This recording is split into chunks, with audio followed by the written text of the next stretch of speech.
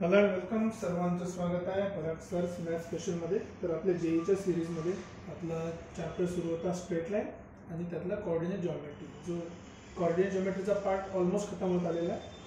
आजचं लेक्चर आणि उद्याचं लेक्चर असे 2 लेक्चर मिळून कोऑर्डिनेट जॉमेट्रीशी रिलेटेड जे गोष्टी ते संपले. नंतर आपण ॲक्च्युअल स्ट्रेट लाईनकडे आणि लोकसकडे वळूया. ठीक आहे. आणि हे गोष्टी माहीत असणं खूप महत्त्वाचं आहे. आता इथे जो क्वेश्चन लिहिला आहे तो क्वेश्चन आहे, पण त्यातला कन्सेप्ट समजून घ्या. तो कन्सेप्ट कामाचा आहे. क्वेश्चनमध्ये काय म्हटलं आहे की आपल्याकडे A1, A2, A3, AN असे खूप सारे पॉईंट्स आहेत. ओके, ठीक आहे. आणि त्या पॉईंटला आपण जॉईन केलेलं लाईन का बरं? कारण की जेव्हा आपण A1, A2 ला बायसेक्ट केलं तर आपल्याला P1 मिळाला, म्हणजे पॉईंट. म्हणजे A1, A2 एक लाईन होती पहिले, मग त्याला बायसेक्ट केलं. आधी मी एक पॉईंट काढून दिलं समजा जनरल. हा आपला A1 आहे, इथे कुठेतरी A2 असेल, समजा इथे A3 पकडतो, इकडे कुठे A4 थोडं सिम्प्लिफाय करण्यासाठी, आणि असंच असेल कुठेतरी AN असेल. राईट, आपल्याला माहिती नाही. A1 चे कोऑर्डिनेट सांगितलेले आहे x1 y1, A2 चे सांगितलेले आहे x2 y2, A3 चे सांगितलेले आहे x3 y3, A4 चे सांगितलेले आहे x4 y4, आणि सो ऑन. अशीच प्रोसेस करता करता आपण xn yn पर्यंत पोहोचणार आहे. राईट. आता बघा, पहिली कंडिशन A1 A2 ला जॉईन केल्यानंतर बायसेक्ट केल्यानंतर, जर A1 A2 ला जॉईन केलं तर मध्ये एक पॉईंट मिळाला आपल्याला P1. इवन म्हटलं ना, बायसेक्ट केलं. शब्द काय? बायसेक्ट केला. बायसेक्ट म्हणजे मिड पॉईंट. राईट. तर P1 चे कोऑर्डिनेट करायला आपल्याला माहिती आहे x1 + x2/2 y1 + y2/2. Right. Next काय म्हणते की जो P1 आला त्या P1 ला आपण A3 सोबत डिवाइड केलं, म्हणजे जॉईन केलेलं आहे P1 A3 सोबत. सो P1 ला आता A3 सोबत जॉईन केलं, ही जॉईन केलेलं आहे P1 ला A3 सोबत. आणि त्याला कोणत्या रेशोमध्ये केलं? 1:2. तर लक्षात ठेवा, आधी P1 लिहिला तर P1 सोबत जो रेशो तो आपला काय राहणार आहे? 1 राहणार आहे. आणि इथे रेशो किती आहे? 2 आहे. ठीक आहे. P1 सोबत 1 आणि इथे रेशो 2. आणि हे कुठल्या पॉइंटवर केलं म्हणजे P2 वर. तर आपला पॉइंट झाला P2. मग आता P2 चे कोऑर्डिनेट्स काढू आपण इथे. Let's say coordinates of P2, coordinates of P2. तर ऑब्वियसली सगळ्यांना माहिती आहे कोऑर्डिनेट्स ऑफ P2 काय होणार आहे. हा 1 इकडे मल्टिप्लाय जाईल, हा 2 इकडे मल्टिप्लाय जाईल. तर ठीक आहे, काढू आपण. कोऑर्डिनेट्स ऑफ P2, हा 1 इकडे मल्टिप्लाय गेला. So 1 × x3 plus 2 into he value 2 into x1 plus x2/2 divided by किती आहे? 1 + 2. हा x कोऑर्डिनेट आणि y करायचा असेल तर परत same logic. 1 into y3 plus 2 into किती कोऑर्डिनेट आहे? y1 plus y2/2 divided by 1 + 2. बरोबर. 1 into y3 and 2 into y1 plus y2/2. Simple. Right. त्याला थोडं सिम्प्लिफाय करा. हा x3 झाला, into cancel x1 x2, x1 plus x2 divide by 1 + 3. Same logic. y3 plus 2 cancel y1 plus y2 divide by 3. आज हे झाले आपले कोऑर्डिनेट कशाचे? P2 चे कोऑर्डिनेट.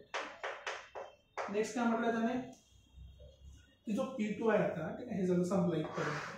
नंतर P2 हा P4 ला जॉईन केलेला आहे. ओके, तो P2 P4 ला जॉईन करू. P2 A4 ला जॉईन करायचं. सॉरी, P2 हा A4 ला जॉईन करायचं ना. P4 A4 ला जॉईन करायचं. ओके, जॉईन करूया. P2 A4 ला जॉईन केलेला आहे. नाईस, काही प्रॉब्लेम नाही. आणि नंतर काय म्हटलंय की डिवाइड इन द रेशो 1:3. याला 1:3 मध्ये रेशो केला तर ऑब्वियसली बघा P2 पासून स्टार्ट करायचं आहे. इथे होणार रेशो 1. ठीक आहे. आणि इथे होणार, ठीक आहे, इथे रेशो 1 आणि इकडे रेशो होणार 3. ओके. तर आता आपल्याला कुठलं कोऑर्डिनेट काढावं लागेल? P3 चे कोऑर्डिनेट काढावं लागेल. लॉजिक सेम आहे. 1 याला मल्टिप्लाय करा, 3 ने आता P2 ला मल्टिप्लाय करा. So coordinates of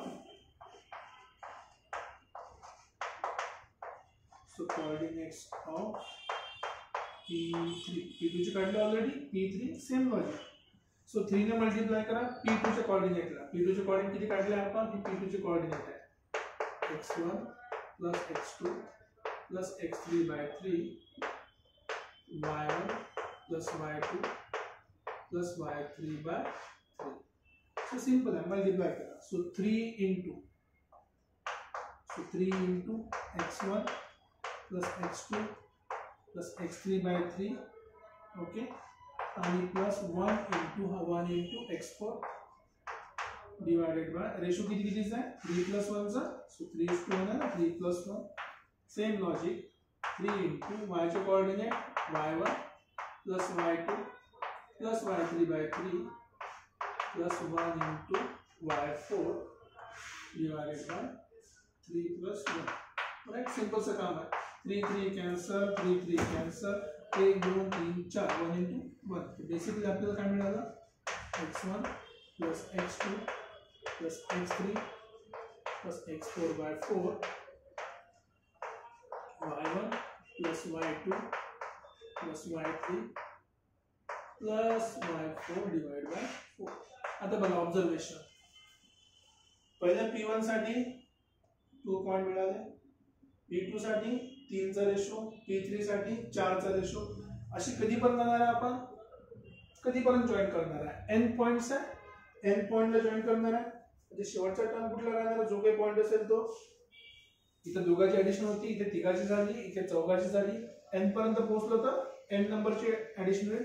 therefore for nth point, जो सगळ्यात शेवटचा पॉइंट असेल, ऍडिशन म्हणजे फक्त शेवटच्या पॉइंटची व्हॅल्यू काढतोय आपण, सगळ्याची ऍडिशन नाही करत. शेवटचा पॉइंट जसा हा पॉइंट जो आहे मधातला, हा मिळाला 2 ची ऍडिशन, हा 3 ची ऍडिशन, हा 4 ची ऍडिशन, पुढचा 5 ची ऍडिशन मिळणार, 6 ची, अशी टोटल nth नंबरच्या जो पॉइंट असेल तो n नंबरची ऍडिशन असेल. So which is equals to G तिची value x, y is nothing but सगळ्याची addition x1 plus x2 plus x3 dot dot dot up to xn पर्यंत टोटल किती नंबर आहे डिवाइड बाय n. सगळ्याची addition जसं खाली 3 झाले, इथे n असेल तर n ची ऍडिशन सगळ्यात खाली. आणि सेम लॉजिक इथे पण y साठी पण येणार, आणि y चा कोऑर्डिनेट काय असणार आहे y1 plus y2 plus y3 and so on up to yn divided by n. Coordinate आपल्याला असं लिहायचं आहे, राइट. अशा प्रकारे हा क्वेश्चन आपण सॉल्व्ह केला. इथे सांगायचा एक मेन मुद्दा महत्त्वाचा काय की जर समजा आता हा ABC जर समजा आपला ट्रायंगल असता, हा A1 A2 A3 जर आपला ट्रायंगल असता, तर हा जो पॉइंट आहे 2:1 रेशो मध्ये डिवाइड होते. कधी जर मिड पॉइंटला जॉइन केलं असेल तर बघू आपण काय होते ते ट्रायंगलशी रिलेटेड. पण ट्रायंगलशी रिलेटेड जेव्हा पॉइंट आपण बघणार आहे तर त्यात इन सेंटर पण आलं, ऑर्थो सेंटर पण आलं, सर्कम सेंटर पण आलं, आणि बरेच काही व्हॅल्यू झालेले. तर हा एक लॉजिक तुम्हाला लक्षात आलं पाहिजे की म्हणायचं काय, डायग्राम कशी क्रिएट करायची, जनरेट करायची, सॉल्व्ह कसं करायचं, राईट. आता थोडं आपण ट्रायंगलशी रिलेटेड काही इम्पॉर्टंट व्हॅल्यूज आणि इम्पॉर्टंट फॉर्म्युलेज बघूया. तर सगळ्यात इम्पॉर्टंट टॉपिक पैकी एक आहे की एक ट्रायंगलशी रिलेटेड जे इम्पॉर्टंट सेंटर्स असतात, कुठले कुठले सेंटर्स, आणि त्याचे इक्वेशन काय बनतील ते आपण आज बघणार आहे, ठीक आहे. आणि त्याला लक्षात ठेवण्यासाठी एक शॉर्टकट ट्रिक तर नाही म्हणतात, तर ते शॉर्टकट फॉर्म्युला पण आपल्याला माहित असला पाहिजे. काय ते बघूया आपण. सगळ्यात पहिला जो आपण सेंटर बघणार आहे त्याचं नाव आहे सेंट्रॉइड. नाव काय, सेंट्रॉइड. आता सेंट्रॉइड फक्त ट्रायंगलला असतं असं नाही, प्रत्येक डायग्रामला सेंट्रॉइड असतात. या सेंट्रॉइडला आपण बेसिकली जॉमेट्रिकल सेंटर पण म्हणतो, जॉमेट्रिकल सेंटर पण म्हणतो. आता उदाहरणार्थ म्हणजे तू काय असं जॉमेट्रिकल सेंटरचा काय फायदा आहे काय. एक एक्झाम्पल, जसं तुम्ही नोटबुक जर घेतला आणि तुम्ही त्याला बोटावर फिरवता, की पाहिलं असेल ना लोक वगैरे असं बोटावर फिरवतात पुस्तक बुक्स वगैरे, बरोबर. तर ते जे ज्या ठिकाणी ते बोट ठेवून फिरवतात ना, तो जो पॉईंट आहे एक्झॅक्टली ज्या ठिकाणी पूर्ण बुक बॅलन्स होते चारही साईडनी, तो असते सेंट्रॉइड. जर तुम्ही ट्रायंगलचा पण एक सेंट्रॉइड घेतला, की जर तुम्ही पेनवर त्या ट्रायंगल ठेवला तो चारही साईडनं बॅलन्स होईल, जेव्हापर्यंत बाहेरचा कोणी फोर्स लावणार नाही किंवा काही त्याला डिस्टर्ब करणार नाही. मग सेंट्रॉइड करण्यासाठी काय करावं लागते, तर आपण काय करू, एकदम सिंपलच्या गोष्टी आहे, त्याशी रिलेटेड गोष्टी करूया आपण. तर काय सिंपलची गोष्टी आहे, कुठल्याही दोन साईडचा मिड पॉईंट घ्या. जसं AB चा मिड पॉईंट समजा हा आहे माझा M, आणि इथे पकडतो मी AC चा मिड पॉइंट समजा हा आहे माझा MN. तर अपोजिट वर्टेक्सला मिड पॉइंट सोबत जॉईन करा एकदा. या अपोजिट वर्टेक्सला मिड पॉइंट सोबत जॉईन केलं, अपोजिट वर्टेक्सला मिड पॉइंट सोबत जॉईन केलं. जिथे हे मिड पॉइंट मिळतात त्या पॉइंटला आपण म्हणतो सेंट्रॉइड G. ठीक आहे, तुम्ही याला पण जॉईन करू शकता, तर ऑटोमॅटिकली मिड पॉइंट राहणार आहे. ठीक आहे. सो सेंट्रॉइड काय असते, पहिले तर सेंट्रॉइड लिहून घ्या. It is intersection point, the intersection point of lines, कुठल्या lines joining, काय जॉइन करतात, vertices of triangle, vertices of triangle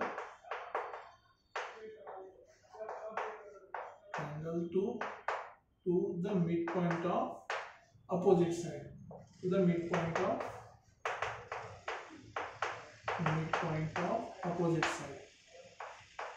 एकदम सिंपल सी डेफिनेशन आहे अपोजिट साइड. सो उदाहरणार्थ हा सी पॉइंटला जॉईन करायचं असेल तर अपोजिट साइड कोणती आहे, AB. तर AB चा मिड पॉइंट घ्यायचा, C ला जॉईन करायचं. सिमिलरली AC या साइडचा अपोजिट व्होल्टेज कुठला आहे, B. तर B आणि याचा मिड पॉइंट जॉईन करायचा. जिथे इंटरसेक्ट करतील तो आपल्याला सेंट्रॉइड. एकदम सिंपल आहे, जॉमेट्रिकल सेंटर आहे. आणि एक लक्षात ठेवा, सेंट्रॉइडला आपण डिनोट करतो कॅपिटल G. प्रत्येकाचं काहीतरी मिनिंग आहे. मग आता काढणं खूप सोपं आहे बघा. आता हा सोल्युशन काढणं खूप इझी आहे. याचे जर कोऑर्डिनेट्स काढायचे असेल, मी आधी फॉर्म्युला लिहितो. सो देअरफॉर कोऑर्डिनेट्स ऑफ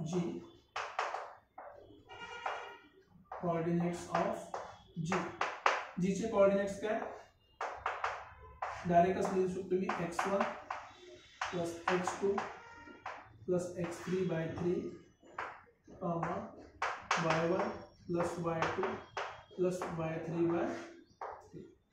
आता बघा, इम्पॉर्टंट गोष्ट काय, तर असं का बरं आलं, कारण की जर तुम्हाला याची सेंट्रॉइडची प्रॉपर्टी माहिती असेल, एक साधी गोष्ट आहे की सेंट्रॉइड जो आहे, जेव्हा आपण त्याला सेंटरला जॉईन करतो वेगवेगळ्या मिड पॉइंटच्या लाईन सोबत, किंवा याला पण सिंपल नाव आहे की इंटरसेक्शन ऑफ मीडियन्स. याचं नाव काय, median. So basically it is nothing but, इथे काय म्हणू शकतो आपण याला, इट इज इंटरसेक्शन ऑफ मीडियन्स. सगळ्या मीडियनचा जो इंटरसेक्शन आहे त्याला आपण काय म्हणतो, सेंट्रॉइड. ठीक आहे, डेफिनेशन माहीत असली पाहिजे, असं काहीतरी लिहिलं. आता मिड पॉइंट आहे, मिड पॉइंट काय असणार आहे बघा, x1 प्लस x2 बाय 2 बरोबर. आणि हा काय राहणार आहे, y1 प्लस y2 बाय 2. हे आपण काही बघितलं थोड्या आधी. आणि हा जो रेशो असते, हा पॉइंट जो डिवाइड करते तो करतो 1:2 च्या रेशोमध्ये. मोठी साईड 2 ची असते, खालची साईड 1 ची असते. त्याला जर तुम्ही मल्टिप्लाय केलं, तेच आपलं या पॉइंट सोबत त्या पॉइंट सोबत सेक्शन फॉर्म्युला लावून, तर तुम्हाला हा फॉर्म्युला मिळेल. आणि फॉर्म्युला एकदम सिंपली लक्षात ठेवण्यासाठी आपण काय करणार आहे, समेशन आहे तर समेशन करू. समेशन म्हणजे बेसिकली, समेशन म्हणजे ॲडिशन. कशाची, x ची ॲडिशन, i ची व्हॅल्यू काय 1 पासून 3 पर्यंत, divide by 3. Same logic, summation हा y ची ॲडिशन आहे, 3 साइड आहे, i = 1 to 3 divide by 3. n असतं तर n लिहिला असता, 4 असता 4 लिहिला असता, 5 असता 5 लिहिला असता. आता हे लिहायचा फायदा काय, परत प्रश्न तोच पडते, लिहायचा फायदा काय, x1 x2 x3 पार्ट करण्यापेक्षा हे करणं इझी जाते, थोडंसं सिंपल आहे. ओके, ते हळूहळू सवय पडेल तुम्हाला सॉल्व करता करता. आता बघा, ती पॉईंट सांगायची गोष्ट तीच आहे की हे आपण डेरिव्हेशन आधीच्याच क्वेश्चन मध्ये कंप्लीट केलं आहे. x1 plus x2 bye 3, y1 plus y2 bye 3. तेच रिलेशन आहे की a1 a2 चा मिड पॉइंट घेतला होता, त्याला a3 सोबत जॉईन केलं आणि त्याचा रेशो 1:2 होता. मग त्याचा पॉइंट काय भेटला जातो आपल्याला, P2 म्हणजे x1 x2 plus x3 by 3 आणि y1 y2 plus y3 by 3. हा आपला सेंट्रॉइड झाला. राईट, सिंपलचा फॉर्म्युला माहित असला पाहिजे, काही मोठी गोष्ट नाही. नंतर सेकंड जो फॉर्म्युला आहे त्याचं नाव आहे इन सेंटर ऑफ ट्रायंगल. जो सेकंड आपल्याला माहित असला पाहिजे त्याचं नाव आहे in centre of triangle. In centre of triangle. In सेंटरला आपण लिहितो कॅपिटल I आणि इन सेंटरचा अर्थ काय होते हे ते समजून घ्या. इन सेंटर आहे आपला it is point of intersection of angle bisector. Point of intersection of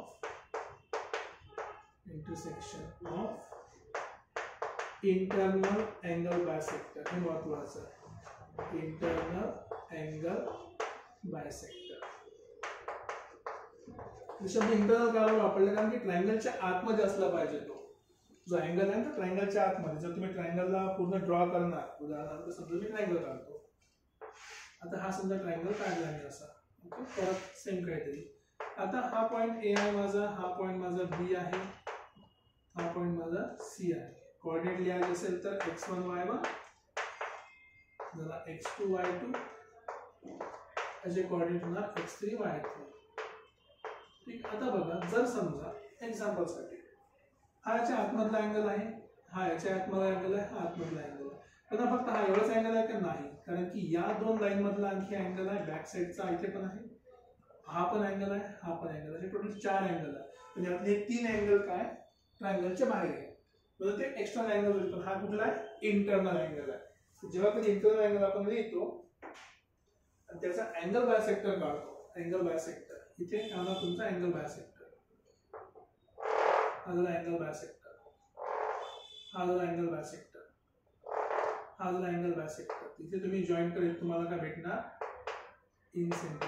काय मिळणार तुम्हाला इन सेंटर. इन सेंटरचा फायदा काय, इन सेंटरचा फायदा एकदम सिंपल आहे की इथून आपण काय काढू शकतो इन सर्कल काढू शकतो. तुम्ही जर एवढा रेडियस घेतला, ठीक आहे, तुम्ही काय काढू शकताय इन सर्कल काढू शकता. इन सर्कलशी रिलेटेड फॉर्म्युलाज थेरम वगैरे जेव्हा आपण सोल्युशन ऑफ ट्रायंगल चॅप्टर बघू ह्याच्यामध्ये ट्रिग्नोमेट्रीमध्ये सोल्युशन ऑफ ट्रायंगल, तिथे आपण त्याला बघू. पण बेसिकली इन सेंटरचं काम काय, एक सर्कलच्या आतमध्ये ट्रायंगलच्या आतमध्ये एक सर्कल काढायचा आहे जो तिन्ही साइडला टच करते, त्याच्याशी रिलेटेड गोष्ट आहे. आता याचा फॉर्म्युला डिराइव्ह करण्यामध्ये काही सेन्स बनत नाही विनाकारण टाइम वेस्ट आहे. पण आपण फॉर्म्युला सिम्पली लिहू शकतो. फॉर्म्युला यासाठी तुम्हाला साइड लक्षात ठेवायची. अँगल ए च्या अपोजिट जी साइड आहे, परत लक्षात ठेवा काय म्हटलंय मी, अँगल ए च्या अपोजिटची साइड ए, अँगल बी च्या अपोजिटची साइड बी, अँगल सी च्या अपोजिट मधली साइड सी. ठीक आहे, म्हणजे असं काही नाही आहे इथे ए बी पॉइंट दिल्या म्हणून साइड सी आहे, किंवा ए किंवा बी ने पकडले आपण, इथे बी आणि सी पॉइंट म्हणून ए भेटला, ए आणि सी भेटला तर सुटला काय बी, तर बी साइड झाली, ही साइड आहे.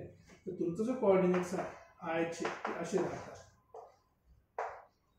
ax1 bx2 plus cx3 divided by a plus b plus c.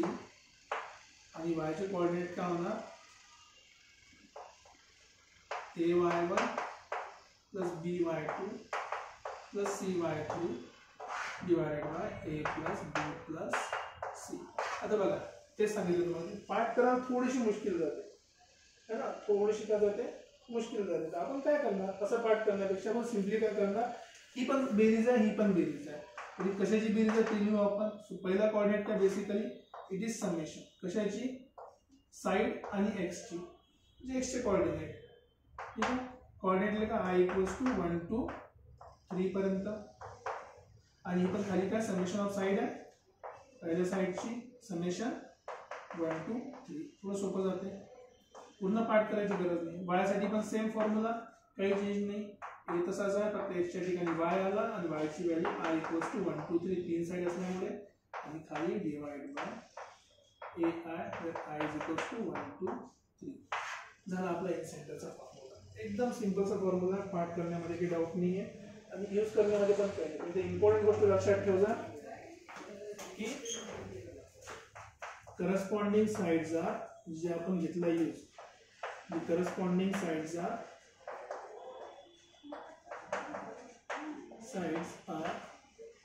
opposite of angle. Angle च्या अपोजिटची साइड घ्यायची हमेशा.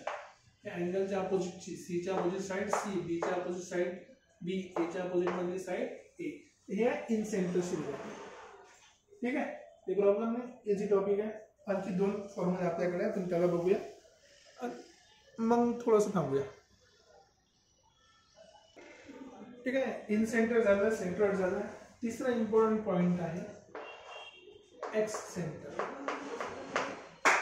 एक्स सेंटर जसं इन सेंटर होता, इन सेंटर आतमध्ये होतं, एक्स सेंटर काय एक्सटर्नल सेंटर आहे, म्हणजे बाहेरचं सेंटर आहे. आता एक्स सेंटर इन सेंटरमध्ये डिफरन्स काय बघा. इन सेंटरमध्ये सगळे अँगल बायसेक्टर आतमध्ये होते. एक्स सेंटरमध्ये काय असणार आहे, अँगल बायसेक्टर बाहेर राहणार आहे. पण त्याच्यामध्ये पण आणखी एक छोटासा कॅच आहे. तो कॅच असा आहे, सपोज माझ्याकडे हे आता मी थोडंसं उलटी डायग्राम काढली कारण की मला लिहिण्यामध्ये थोडंसं प्रॉब्लेम होईल. समजा ही माझा ट्रायंगल आहे, हा माझा ट्रायंगल आहे ए बी आणि सी, राईट.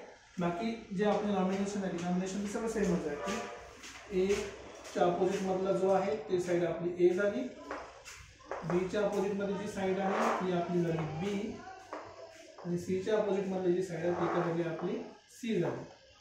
आता बघा मी तुम्हाला सांगितलं होतं आधी की अँगल आतमध्ये पण राहतात आणि बाहेर पण राहतात.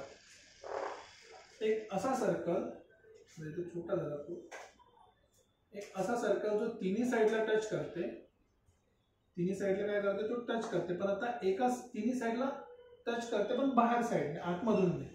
जसं याला एक्सटेंड केला, याला एक्सटेंड केला, तर या साईड जो आहे सी आणि हा ए आहे, याला मी काय केलं, असा सर्कल काढला, तो समोर कुठेतरी जाऊन इंटरसेक्ट करेल, याला टच करून तो बाहेर निघाला. ओके, सर्कल बरोबर निघत नाही. ठीक आहे. कन्स्ट्रक्शन करण्यामध्ये सध्या टाइम वेस्ट करण्यापेक्षा ते एक लॉजिक समजून घ्या की जेव्हा मी या लाईन्सला एक्सटर्नली काय करतो, मी एक्सपांड करतो. एक्सपांड केल्यानंतर या सी अँगलला बायसेक्ट केला आपण, बघा लक्षात अँगलला बायसेक्ट केलं, सी ला बायसेक्ट केलं. ओके. इथे जो हा याचा एक्सटर्नल अँगल आहे ए आणि बी चा एक्सटर्नल अँगल, याला बायसेक्ट केला आपण, आणि या एक्सटर्नल अँगलला बायसेक्ट केलं, जिथे इंटरसेक्ट होतात तो झाला एक्सटर्नल सेंटर. कशाचा, सी चा, त्याला आपण आय सी म्हणू शकतो. सी पॉइंटचा एक्सटर्नल सेंटर. तर हा एक ट्रायंगल इथे, सर्कल इथे पण राहू शकतो, सर्कल इथे पण राहू शकतो, इथे पण राहू शकतो. तर जेव्हा एखादी ट्रायंगलच्या साइड्सला एक्सटर्नली टच करणारा सर्कल आपण ड्रॉ करतो त्याला आपण एक्स सर्कल म्हणतो, आणि त्याचा सेंटर जो आहे तो एक्स सेंटर असतो. त्याचा फॉर्म्युला एकदम सिंपल आहे, फक्त प्लसच्या ठिकाणी एक मायनस राहणार. So let's say I C साठी आय सी असल्यामुळे सी मायनस होईल, बाकी सगळं positive. a1x plus b1y minus c1x divided by a1 plus b1 minus c1, आणि y कोऑर्डिनेट काय राहणार आहे, x1 सॉरी हा x1 x2 x3 abc, इथे y1 plus by2 minus cy3 divided by a plus b minus c. मग obvious आहे, जर एक सेंटर सी चा असेल तर ए चा पण असेल, बी चा असेल. So therefore I of A same formula, फक्त इथं मायनस ए राहील, पहिला नंबर आहे तर ax1 plus bx2 plus cx3 divided by minus a plus b plus c. लक्षात ठेवा ए बी सी तुमच्या साइड्स आहेत, अँगल नाही. Same logic, minus ay1 plus by2 plus cy3 divided by minus a plus b plus c. मग तुम्ही मला सगळं summation मध्ये लिहित नाही का, लिहू शकतो, लिहायचं असेल, पण ते ऑलरेडी एक मायनस टर्म असल्यामुळे कशाला समेशन मध्ये लिहायचं. एकदा समेशनचा फॉर्म्युला आपण लिहिला इन सेंटरचा, फक्त ज्या साइड अँगलच्या अपोजिट करायचं आपल्याला किंवा ज्या साइडच्या ऍडजस्टमेंट मध्ये तो टच करते त्याची साइन फक्त मायनस करून टाकायची. IB is equals to again ax1 minus bx2 plus cx3 a minus b plus c. Same logic continue. ay1 minus by2 plus cy3 divided by a minus b plus c. झाले coordinate. हे एक सेंटरचे. Number 4 आपल्याकडे आहे circum centre. Circum centre मला शब्द समजला असेल, मुद्दा म्हणून डॅश देतो सर्कल मध्ये. सर्कम म्हणजे आउटसाइड, सर्कल म्हणजे आउटसाइडने, कशाच्या, ट्रायंगलच्या बाहेर जर सर्कल आपण काढला त्याला आपण सर्कम सेंटर म्हणतो. आता सॉल्व्ह कसा करायचा त्याच्या मागे तर खूप एकदम सिंपल लॉजिक आहे की मी आधी पुढे डायग्राम काढून घेतो, डायग्राम नंतर ऍडजस्ट करायला वेळ लागतो. ठीक आहे, समजा माझा सर्कल आहे समजा, ठीक आहे, याच्यामध्ये काय माझा एक ट्रायंगल आहे, हा एक ट्रायंगल आहे. हा जो ट्रायंगल आहे माझा ए बी सी, बाकी सगळ्या गोष्टी सेम असणार आहे. काय काय सेम असणार आहे, this is my side A, this is my side B, this is my side C, हा angle A, angle B, angle C. जेव्हा आपण साइड बायसेक्ट केली होती तेव्हा मीडियन होता, मीडियनचा सेंट्रॉइड भेटला होता जी. जेव्हा आपण अँगल बायसेक्ट केले होते तेव्हा काय भेटलं होतं आपल्याला, तेव्हा काय मिळालं होतं, अँगल बायसेक्ट केला इन सेंटर. ठीक आहे, एक्सटर्नल बायसेक्ट केला तर एक्स सेंटर. आता आपण काय करणार आहे, आता परपेंडिकुलर बायसेक्टर हा शब्द महत्वाचा. It is nothing but point of intersection of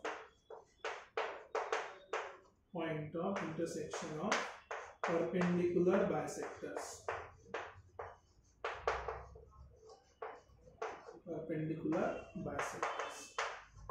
इथे एक इम्पॉर्टंट पॉइंट आहे जो मी मराठी लिहून देतो इथे, की असं कंपल्सरी नाही आहे, असं कंपल्सरी नाही काय की जे परपेंडिकुलर बायसेक्टर्स आहेत,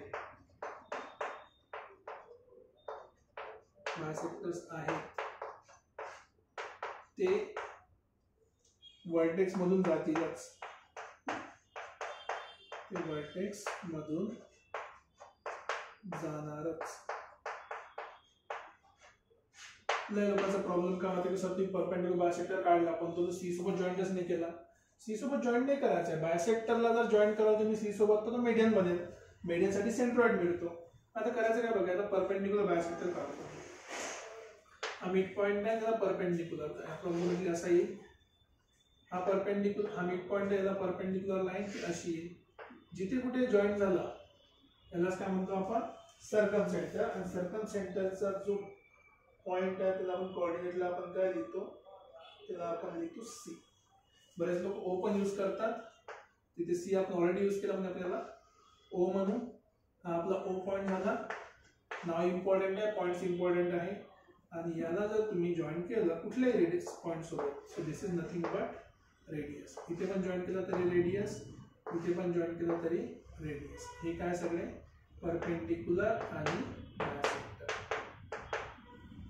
ओके, सिंपलचा फॉर्म्युला आहे. आता याचा जर समजा तुम्हाला कोऑर्डिनेट लिहायचे असेल, so therefore coordinates of O,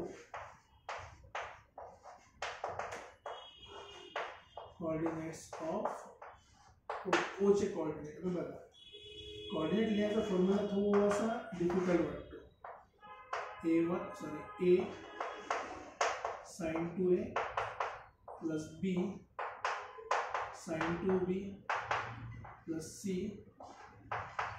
sin 2c. असं वाटतं आपण x1 x2 x3 परिस्थिती आहे, x1 sin 2a sin 2b sin 2c.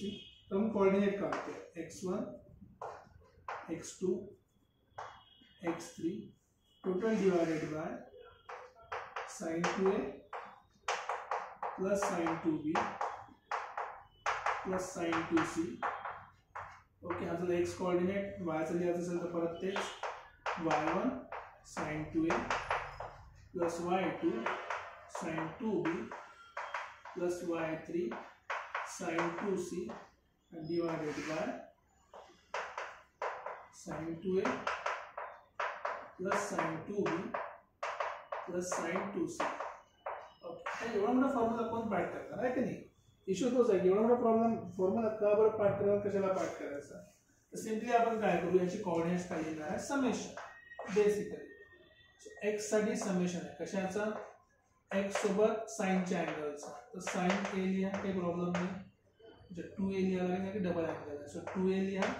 आणि आयची व्हॅल्यू काय होणार आहे, 1 पासून 3 पर्यंत divided by summation of sine 2a. Obviously जसं आपण समेशन शब्द वापरला त्याचा अर्थ एकच अँगल आहे असं नाही आहे, नाहीतर मग डायरेक्ट 3 टाइम्स लिहिलं असतं. वेगवेगळे अँगल आहे म्हणून समेशन साइन दिली आहे. सेम लॉजिक y कोऑर्डिनेट सोबत yi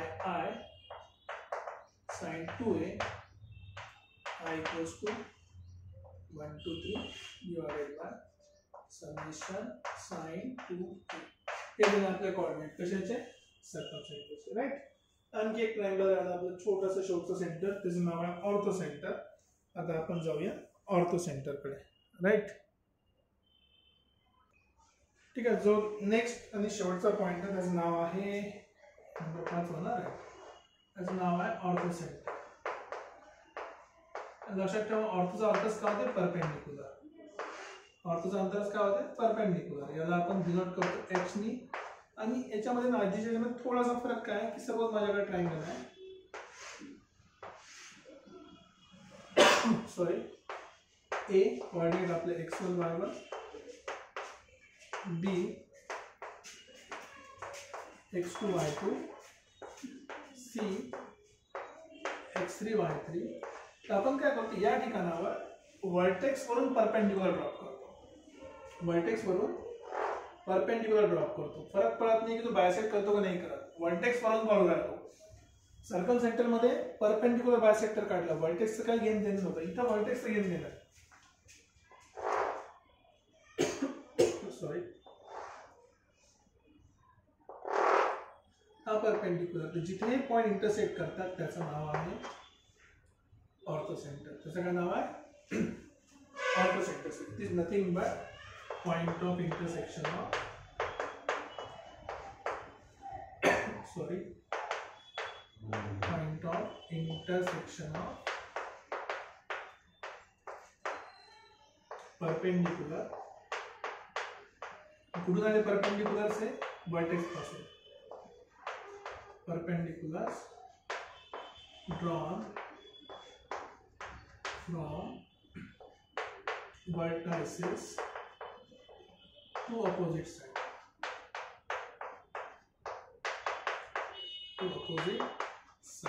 ठीक है. ओके. सिंपल सा. So therefore coordinates of h. जेव्हा कधी परपेंडिक्युलरची गोष्ट येते तर परपेंडिक्युलर म्हणजे कोऑर्डिनेट सिस्टम मध्ये आपण जेव्हा परपेंडिक्युलर दोन गोष्टी घेतो बेस अपॉन परपेंडिक्युलर काय होते टॅन होते. तर कधी पण याच्यामध्ये फॉर्म्युला कशाचा येणार आहे टॅनचा फॉर्म्युला येणार. सो टॅनचा फॉर्म्युला काय राहणार आहे h चे जे कोऑर्डिनेट आहे ते काय राहणार आहे बघा x1 tan a x2 tan b plus x3 tan c divided by परत जसं साइन सारखं समेशन इथे पण summation tan a plus tan b plus tan c. म्हणजे बघा जर ऑर्थो सेंटर सर्कम सेंटर सारख्या गोष्टी काढायच्या असेल तर आपल्याला अँगल ABC माहित असला पाहिजे तेव्हा आपण ते सेंटर काढू शकतो. ठीक आहे. y साठी काय राहणार मग x झाले y1 tan a plus y2 tan b plus y3 tan c. हे छोटंसं क्वेश्चन्स असतात पण असं डिफिकल्ट वाटते फॉर्म्युले की थोडं पार्ट कसं करायचं. पार्ट करायची गरज नाही. आपल्याला बेसिक लॉजिक एकदा लक्षात ठेवायचं. लॉजिक लक्षात ठेवलं की मग एक समेशनचं सिंपल फॉर्म्युला लक्षात ठेवायचा. मग त्यात तुम्ही कुठल्याही व्हॅल्यू पुट करू शकता. सो देअरफॉर बेसिकली आपल्याला मिळालं h is equals to summation 1 2 3 xi into tan a divided by summation of tan a. मतलब x चे कोऑर्डिनेट y साठी पण काय होणार summation I is equals to 1 2 3 y1 tan a and divided by summation tan a. तो basically हे जेवढे सगळे पॉइंट आहेत हे सगळे पॉइंट कशाशी रिलेटेड आहेत ट्रायंगलशी रिलेटेड आहे. त्याचे वेगवेगळे इंटरसेक्शन्स आहेत. मग आता आपण सगळ्या गोष्टी पाहिल्या. आता आपण काय करू की कुठल्याही याच्यात इम्पॉर्टंट पॉइंट आहे की फॉर एनी ट्रायंगल ABC काही नाव घ्या. फॉर एनी ट्रायंगल ABC जे 3 पॉइंट आहे इम्पॉर्टंट कुठले 3 पॉइंट आहे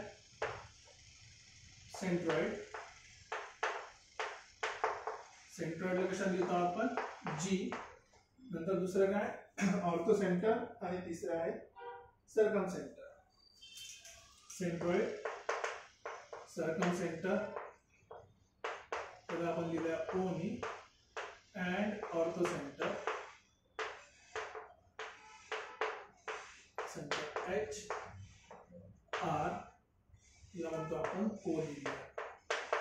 हा महत्वाचा पॉइंट आहे, कारण कोलिनियर जर असेल आपला, जर कोलिनियर असेल तर आपण सेक्शन फॉर्म्युला लावू शकतो. कुठले कुठले पॉइंट आहेत? So let's say circumcentre C, centroid O, circumcentre झाला, सेंट्रॉइड जी आणि हा एच. हे तिन्ही काय एकाच लाईनवर असतात, ओ जी आणि एच. आणि कुठल्या रेशोमध्ये राहतात ते हमेशा? It is always in the ratio 1:2.